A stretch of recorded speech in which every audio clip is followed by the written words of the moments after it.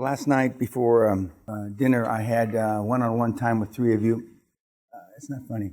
Your family lives are actually more fucked up than I've alluded to the first day. Your parents fucked you up, we go down that route. But a couple of you, which isn't surprising, because when you write all the copious information that you wrote before you got here, right? You took the snowflake test, etc., and then you talk about your biggest regret, and then some of you are ignorant enough to say your parents have no regrets, or I don't really have any regrets, yada, yada, yada. But then when I talk to you one-on-one, and you got tears running down your cheeks, literally, it's hard to put tears on paper.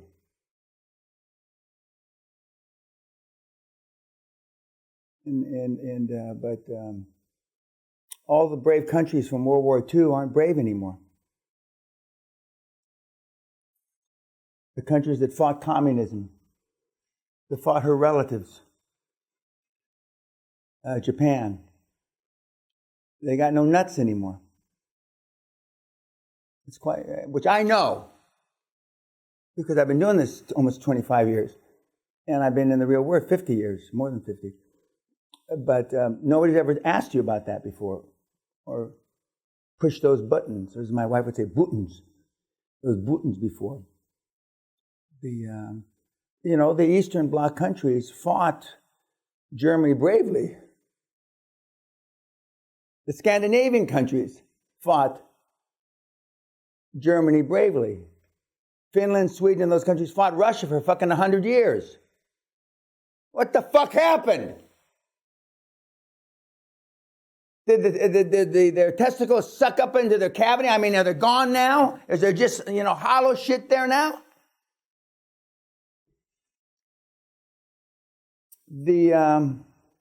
Considering Japan started World War II, I mean, now they're afraid. They're afraid to say boo. And of course, that's translated into the United States. Of course, because we got nobody to fight now other than Al Qaeda and ISIS. I'm not saying that's not formidable by any stretch of the imagination. But I mean, when the world nuts suck up, the U.S.'s nuts suck up. So, and the U.S. is now, we got nobody to protect. And of course, President Trump, rightly or wrongly, he wants to be an isolationist, so much, he says, but he's running around Asia right now, as he should, trying to formalize the Asian Pact, whatever that thing's called. And you hear, I was listening to the Premier of China this morning. He sounds like the President of the U.S. World reform. World peace. What the fuck? Unfucking believable. I could see him doing a joint session of Congress, telling, the senators in the Congress, the world is upside motherfucking down.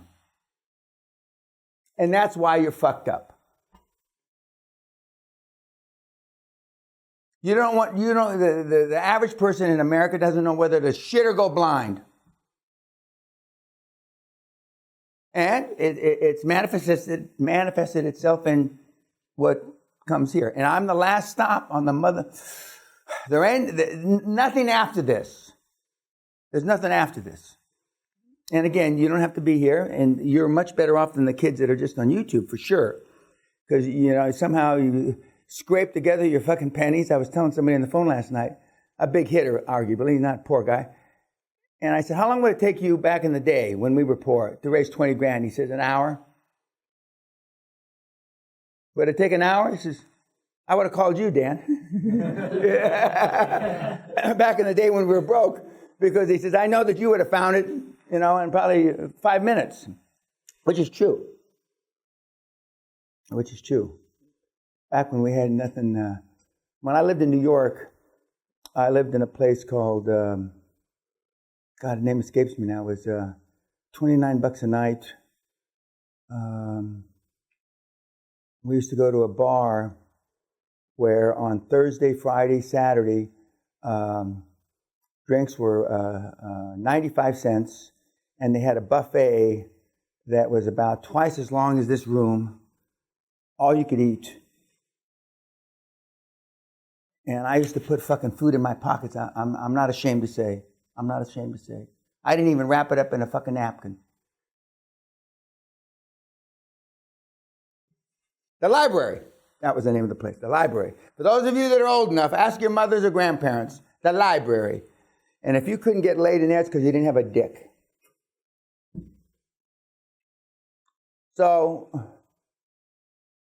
I remember having sex in a bathroom, and the bitch is squeezing the food in my pockets with her legs around my waist. And the fucking food's coming out of my fucking pockets, ruining one of my only 2 suits I had. I remember vividly. And that's what you little fucking weenies dream of. You'd give 10 years off your fucking little lives, and the little weenies watching this. Jason, you're right. We could charge a lot of fucking money to go out there. But now the world's all upside down. I swear to God, the premier of China sounded like Eisenhower after World War II.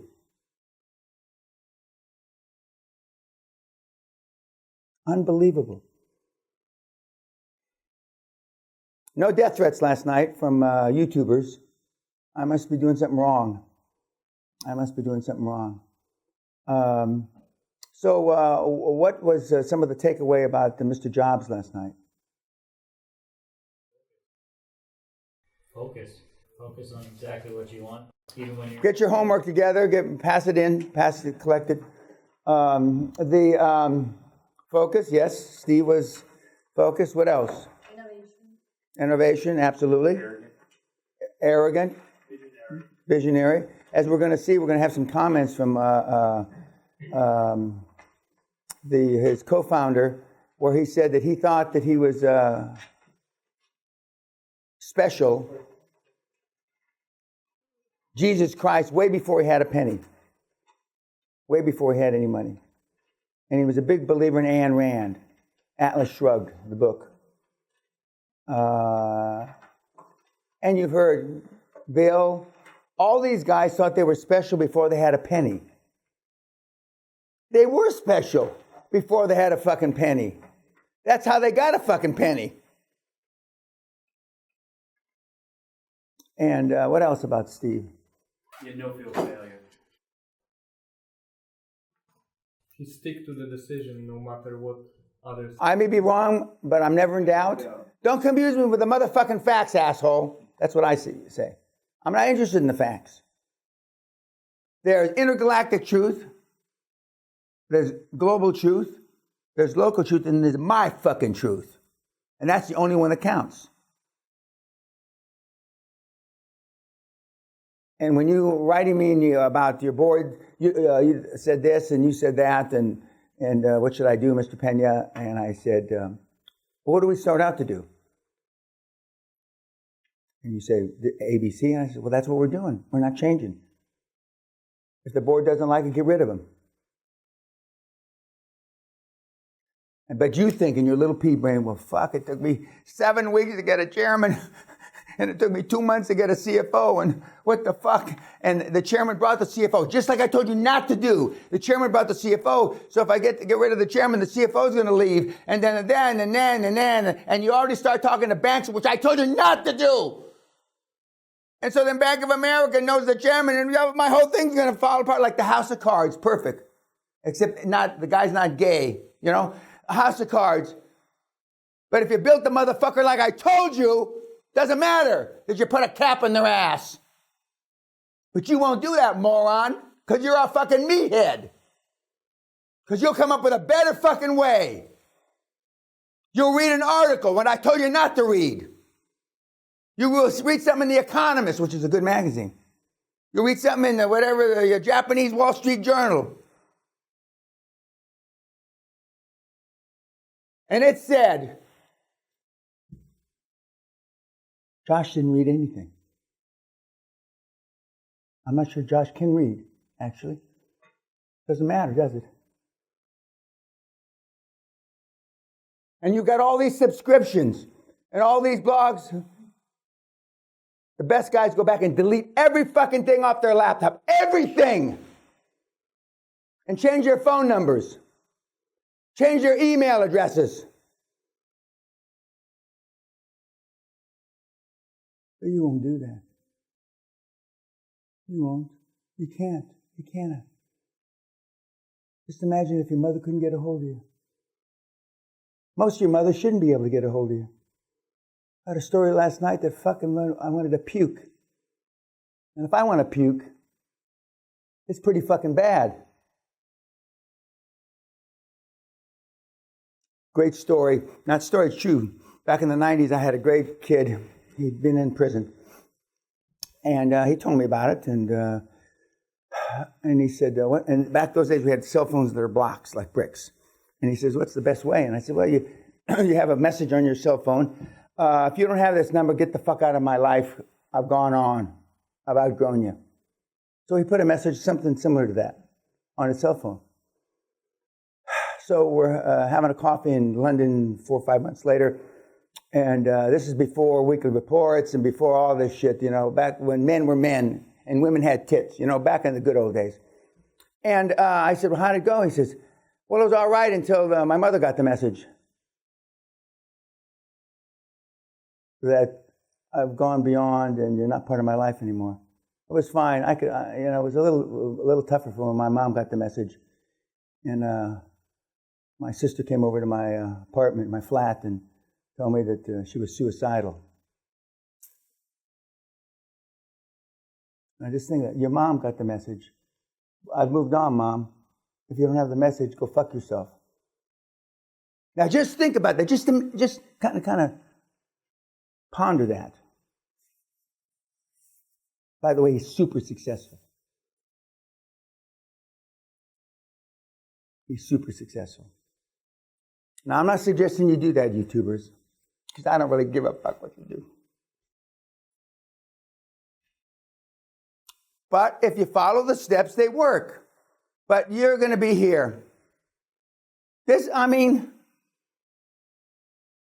guy's about your size,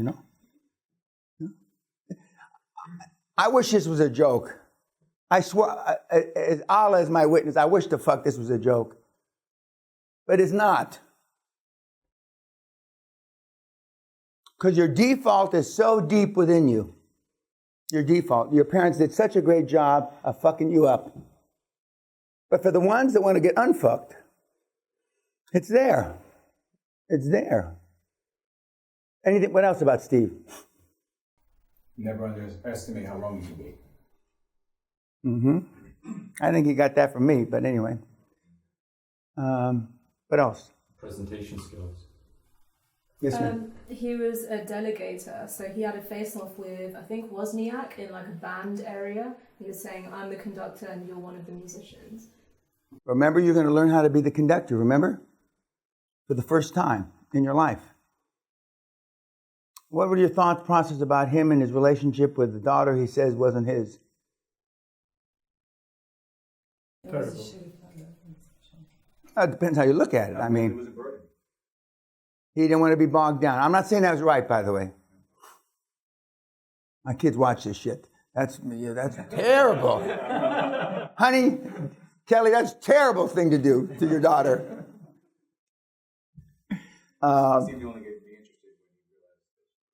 Correct. And my daughter's a me with a skirt, which is scary. People, where she says you're too aggressive, you're too pushy. I'm so happy I can't. I don't know whether I want to cry when she tells me that shit.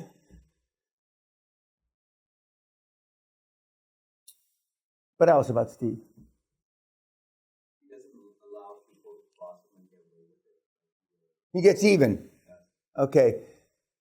President Trump, when we talk about he's got his 10 rules, and one of which, numbers 4 or 5 or 6, is get even. And if he's living his life like he used to live it, he has a black book that he's marking all these senators and all these guys down that aren't agreeing with him. And Holy hell's going to come down on him when he's not president anymore. He gets even. And a lot of the big guys, like Mr. Jobs, may he rest in peace, were of that persuasion. Not, well, we'll turn the other cheek. Isn't that what the Bible says? Turn the other cheek. Isn't the Bible also, eye for an eye? I like that part of the Bible better. I think they're both in the New Testament, actually. Old Testament, excuse me. Old Testament. YouTubers, correct me if I'm wrong. I mean, is that Genesis 1:21:8 or...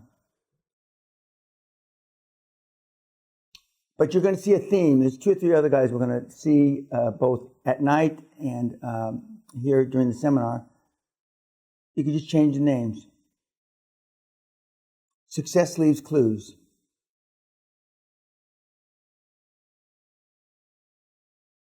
And so far, the first 2 guys that we've seen there, which are megastars, rock stars, neither one went to university. And some of the others we're going to see went to university, which doesn't mean a fucking thing, or started university and didn't finish. I think Steve went 3 weeks and decided that they were bullshit. He knew after one day, but he just, and he was adopted. And it's tougher for adopted kids because they have a different outlook on life.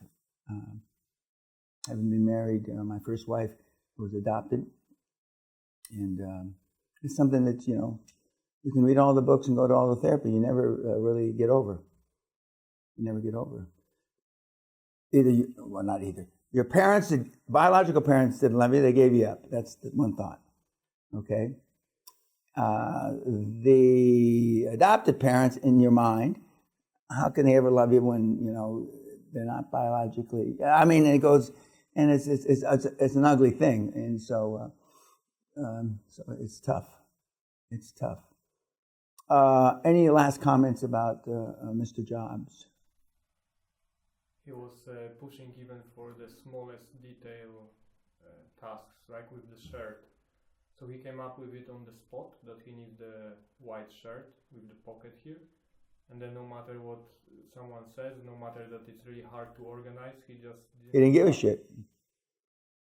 In the beginning, 30 years ago, I was like that. Now I understand, all the stores are closed. And because I'm old now. I've gotten softened up. I've softened up. People that come to the seminar now that went in the 90s say, fuck, it's not, you're not. Forget the seminar is different, because it is. Because even you said the seminar is different. Okay? But I was fucking ruthless, brutal. That's where all the billionaires came from. He was also a showman. Yep.